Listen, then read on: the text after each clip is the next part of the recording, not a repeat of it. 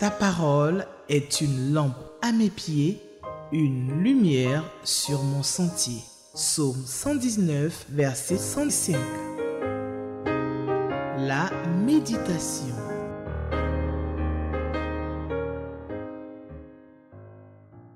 Enseigne-moi, Éternel, la voie de tes statuts pour que je la retienne jusqu'à la fin. Donne-moi l'intelligence pour que je garde ta loi et que je l'observe de tout mon cœur. Conduis-moi dans le sentier de tes commandements, car je l'aime. C'est avec ces paroles du psaume 119, les versets 33 à 35, que je vous souhaite la bienvenue à l'émission quotidienne La Méditation sur Espérance TV, la télévision de l'Église méthodiste de Côte d'Ivoire. Nous allons prier. Seigneur Dieu Tout-Puissant, nous te rendons grâce. C'est toujours un plaisir pour nous de marquer un temps d'arrêt dans nos vies pour lire ta parole et la méditer. Nous te confions ce moment. Te demandons, Seigneur, de nous aider à comprendre ta parole. Dispose-nous, Seigneur, à l'écoute de ta voix. Bénis et conduis ce moment au nom de Jésus. Amen. Alors, le texte que nous propose le lecteur de la Bible pour le dimanche 1er juin 2025 est le psaume 102, les versets 1 à 15. Nous sommes déjà au 1er juin. L'année file à une vitesse, je ne veux pas dire inquiétante, affolante, mais une très très grande vitesse parce que le mois de juin, c'est le 6e mois de l'année. Donc, nous sommes déjà à mi-chemin pour l'année 2025 et que le Seigneur nous donne vraiment de pouvoir traverser cette année 2025 en continuant à méditer sa parole chaque jour, en persévérant dans la lecture, la méditation et la mise en pratique de sa parole. Nous lisons donc le psaume 102, les versets 1 à 15. C'est le texte qui est proposé par le lecteur pour le dimanche 1er juin 2025. Prière d'un malheureux lorsqu'il est abattu et qu'il répand sa plainte devant l'Éternel. Éternel, écoute ma prière et que mon cri parvienne jusqu'à toi. Ne me cache pas ta face au jour de ma détresse. Incline vers moi ton oreille quand je crie. Hâte-toi de m'exaucer. Car mes jours s'évanouissent en fumée et mes os sont enflammés comme un tison. Mon cœur est frappé et se détache comme l'herbe. J'oublie même de manger mon pain. Mes gémissements sont tels que mes os s'attachent à ma chair. Je ressemble au pélican du désert, je suis comme le chat huant des ruines. Je n'ai plus de sommeil et je suis comme l'oiseau solitaire sur un toit. Chaque jour, mes ennemis m'outragent et c'est par moi que jurent mes adversaires en fureur. Verset 10. Je mange la poussière au lieu du pain et je mêle des larmes à ma boisson. À cause de ta colère et de ta fureur, car tu m'as soulevé et jeté au loin. Mes jours sont comme l'ombre à son déclin et je me dessèche comme l'herbe. Mais toi, Éternel, tu règnes à perpétuité et ta mémoire dure de génération en génération.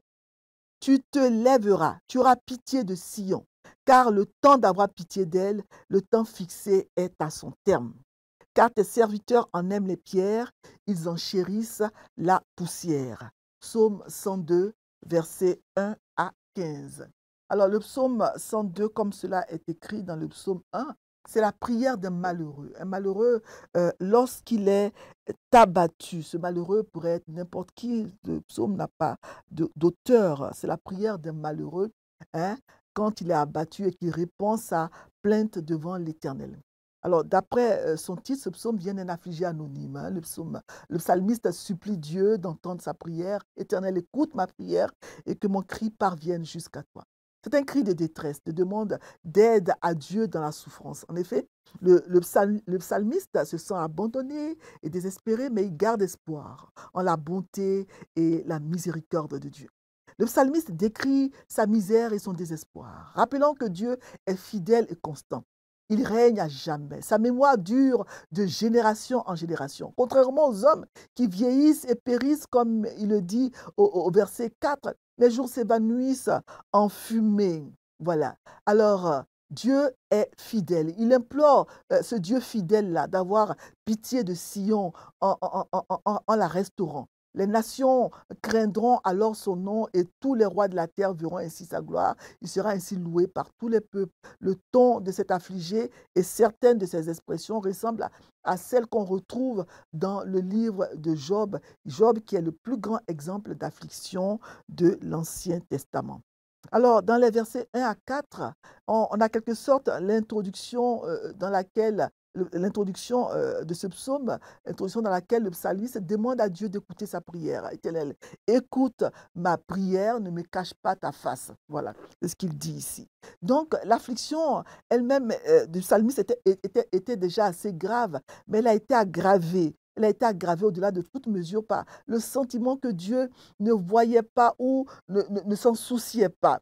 Lorsqu'il avait le sentiment que la faveur et le visage de Dieu étaient évidents, l'affliction pouvait être endurée. Mais quand il avait l'impression que Dieu lui cachait sa face au jour de sa détresse, vraiment l'affliction était encore plus grande. Et c'est l'impression qu'on a quelquefois quand on est dans l'affliction. On se sent abandonné, on a l'impression que le Seigneur, Dieu ne nous voit pas, il ne se soucie pas de ce par quoi nous passons. C'est exactement ce sentiment-là qu'éprouvait le psalmiste dans le psaume 102. Et dans les versets 5 à 12, il décrit donc la détresse dans laquelle il se trouve. Il est important de noter que cette description n'est pas teintée de révolte, d'impatience et de murmure. Il ne fait que décrire sa détresse.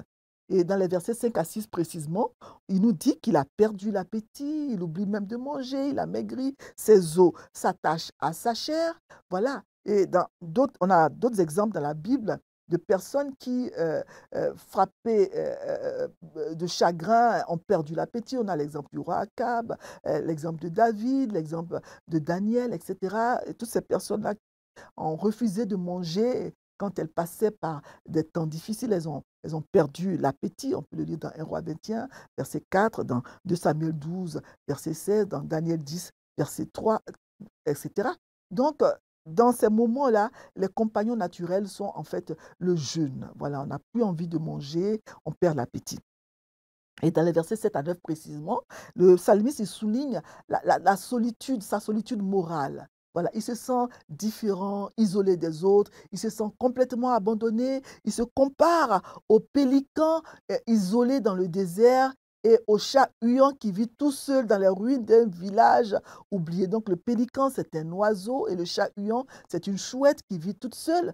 Donc le psalmiste se compare à deux oiseaux solitaires qui sont couramment utilisés comme emblème de tristesse et de misère. Il se compare donc à l'oiseau solitaire sur un toit qui est éloigné de la nuée d'oiseaux avec laquelle il vole d'ordinaire. Comment peut-on dormir confortablement quand on est solitaire perché sur un toit? Donc cette solitude, elle est encore plus exacerbée par le fait que ses ennemis lui font du tort tous les jours, ses ennemis l'outragent, ses ennemis jurent par lui, tout ça. Et dans les versets 9 à 12, là, on voit l'abattement profond du psalmiste. Le psalmiste, son abattement profond, cet abattement et ce psalmiste plutôt, son abattement est si profond que la poussière devient sa nourriture. Voilà. Il décrit les pleurs comme étant sa boisson quotidienne. Il se dessèche, il dépérit. Il a l'impression qu'il voit la fin de sa vie arriver parce que ses forces déclinent et ses jours s'assombrissent comme l'ombre à son déclin. Alors, il recherche désespérément un réconfort auprès de Dieu, en qui il trouve la seule source fiable de consolation. Et ça, on le voit dans les versets 13 à 15. Mais toi, Éternel, tu règnes à perpétuité. L'espoir de la restauration de Sion, l'espoir de la gloire de Dieu qui va donc se refléter sur sa vie. Donc, ces versets ils expriment l'espoir du psalmiste. Voilà, il croit que Dieu, dans sa bonté, va restaurer sa ville, va restaurer Sion et que sa gloire sera connue de tous les peuples. Voilà ce que dit le psalmiste. Donc, les lignes précédentes parlaient donc de la fragilité de l'existence du psalmiste, fragilité de la nature. Il parlait, ces versets plutôt parlaient de la nature éphémère, de la vie, de la fragilité de son existence. On note donc un contraste entre les 12 premiers versets remplis de références personnelles. Il dit « je », il dit « moi », il dit « mon », etc. Des pronoms possessifs. Et le verset 13 et suivant, vraiment sont différents. Voilà, il dit, mais toi, Éternel, il s'adresse maintenant à Dieu. Donc l'accent change, il se tourne vers Dieu.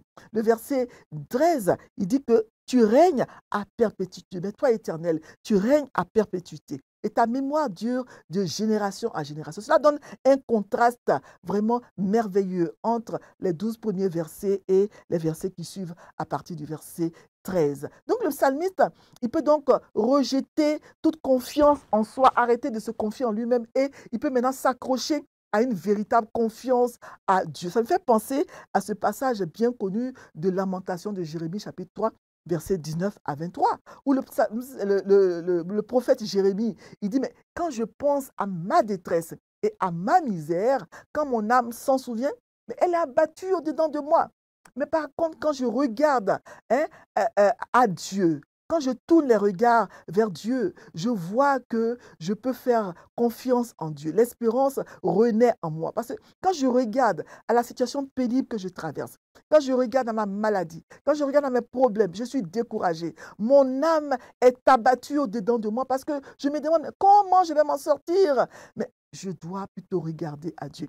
Et quand je le fais, l'espérance renaît en moi. Savoir que j'ai un Dieu fort, puissant, tout-puissant, à qui rien n'est impossible, qui même me rassure et me redonne la vie, me redonne l'espoir. Lamentation 2, à partir du verset 23, à partir du verset 22, le prophète Jérémie, il dit, les bontés de l'Éternel. Il dit, voici ce que je veux repasser en mon cœur, ce qui me donnera de l'espérance. Les bontés de l'Éternel ne sont pas épuisées. Ses compassions ne sont pas à leur terme. Elles se renouvellent chaque matin. Oh, que ta fidélité est grande. Quand je regarde à moi, je suis abattu. Mais quand je regarde au Seigneur, mon espoir renaît parce que je vois que le Dieu que je sers, le Dieu que j'adore, ses bontés ne sont pas épuisées. Et chaque matin, il fait le plein de bonté pour moi. Ces bontés se renouvellent chaque matin. Et cela me redonne l'espoir. Voilà.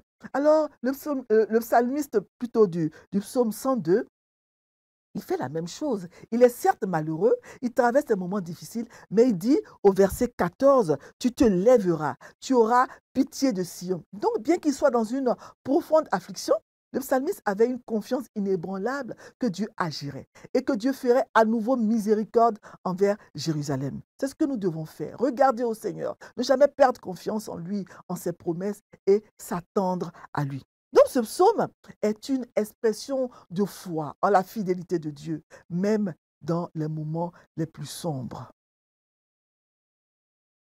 Alors, en résumé, le psaume 102, selon ses premiers versets, est un appel à Dieu pour qu'il écoute et réponde à la prière du malheureux, de l'affligé, tout en exprimant à partir du verset 13 l'espoir dans la constance de Dieu, l'espoir dans la fidélité de Dieu qui ne fait jamais défaut à ses enfants. Voilà. Alors, pour réfléchir sur ce psaume 102, le lecteur de la Bible nous propose deux questions. La question 3, oui, la question 3 et la question 7.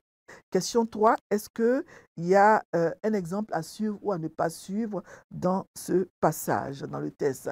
Est-ce qu'il y a un exemple à suivre ou à ne pas suivre? Donc, on voit que dans ce test que nous venons de lire, que la fatigue, la détresse, les gémissements, la solitude, l'insomnie, l'oppression, le chagrin sont vraiment le commun, disons, habite la vie du psalmiste. Le psalmiste est malheureux et il est habité par la fatigue, la solitude, l'insomnie, le chagrin, la perte d'appétit. On le voit aussi dans beaucoup d'autres psaumes. Donc ce psaume 102 en fait donne une vision claire de la souffrance humaine, ce à quoi les êtres humains, Seigneur, ce à quoi les êtres humains, comment on dit, peuvent s'attendre quand ils passent par des moments difficiles, l'insomnie, le manque d'appétit, etc. Et beaucoup d'entre nous peuvent s'identifier à la détresse du psalmiste. Nous avons l'impression, quand c'est difficile, de connaître un peu de ce qu'il endurait. On retrouve, on se reconnaît un peu dans les mots qu'il utilise. Voilà. Et ce psalmiste, il déverse sa plainte devant Dieu. Donc, c'est un exemple à suivre. il est malheureux, c'est difficile, mais c'est vers l'Éternel qu'il se tourne et c'est devant lui qu'il répond sa plainte. Alors, lorsque nos esprits sont accablés, lorsque nous sommes affligés, il est de notre devoir, de notre intérêt de prier et par la prière de déverser nos plaintes devant le Seigneur. Voilà, lui raconter tout ce par quoi on passe, lui dire notre détresse, notre souffrance. Il le sait, c'est vrai, mais nous lui parlons et nous déposons nos fardeaux à ses pieds. Nous nous déchargeons vraiment à ses pieds. Et c'est ce que l'exemple du psalmiste, c'est vraiment un exemple à suivre. Le psalmiste, il supplie humblement Dieu de prendre note de son affliction et de sa prière. Il supplie Dieu d'écouter sa prière. Voilà. Il souffrait dans son corps. Il était malade puisqu'il dit que ses os étaient enflammés comme un tison. Il souffrait peut-être de rhumatisme. Il avait perdu l'appétit, il avait dépéri. Il avait perdu le sommeil. Il se sentait seul, abandonné. Ses ennemis l'outrageaient peut-être par du mépris, des moqueries. Tu te trouves peut-être dans l'une de ces situations. Tu as peut-être des problèmes de santé ou bien tu es malade dans ton corps et tu dépéris. Tu as l'impression que le psalmiste, que tes jours sont comme l'ombre à son déclin parce que tu penses que tu vas bientôt mourir. Tu n'arrives peut-être pas à dormir à cause de tes nombreux problèmes parce que tu te demandes mais comment tu vas les résoudre, comment tu vas t'en sortir. Tu n'as même plus l'envie de manger parce que tu as perdu l'appétit. Alors, utilise les mots du psalmiste dans le psaume 102 et adresse cette prière à l'Éternel notre Dieu. Parce que toute écriture est utile pour nous réconforter, pour nous instruire, pour nous enseigner. Donc le Saint-Esprit a mis des paroles dans la bouche du psalmiste. Et c'est une prière que nous aussi, nous pouvons dire. Cette prière-là, elle peut vraiment être la nôtre dans les moments difficiles que nous traversons. Et quand c'est difficile, il ne faut surtout pas maudire Dieu. Il ne faut pas le rendre responsable de nos malheurs, mais il faut les lui proposer, les lui présenter et lui demander de nous aider à les traverser. Et la deuxième question que nous propose le lecteur, c'est la question 7. Quelle vérité Dieu me révèle-t-il?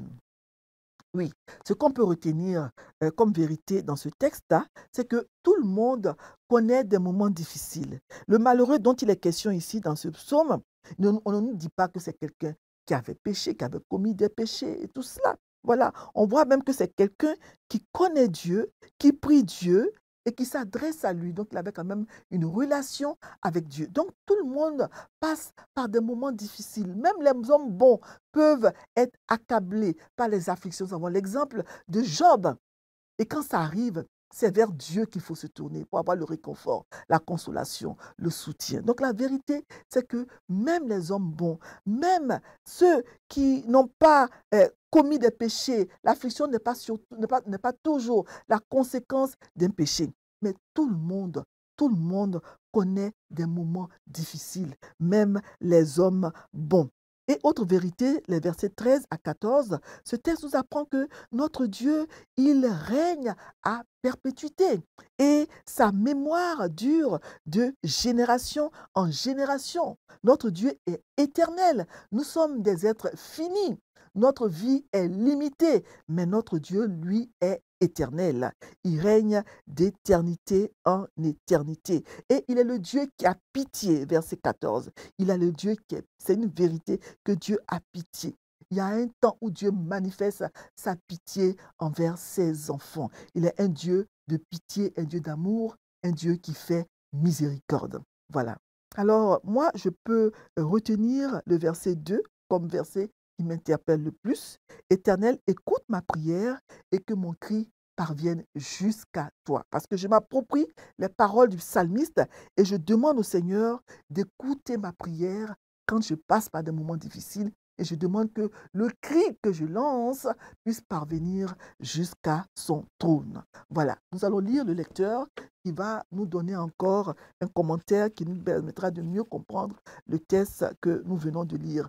Psaume 102, versets 1 à 15. Lamentation dans la tristesse, dans la détresse. Quand la relation avec Dieu est gravement perturbée, Dieu semble lointain, plongeant le psalmiste dans des tourments terribles. Y a-t-il quelqu'un qui pourra le secourir? Par sa foi en Dieu, il vit l'espérance de sortir de ce gouffre infernal. Un être déchiré. Comment peut-on se trouver dans pareille situation? Sur le plan physique, il est affaibli par la perte d'appétit. la difficulté à respirer et une sensation de mort prochaine.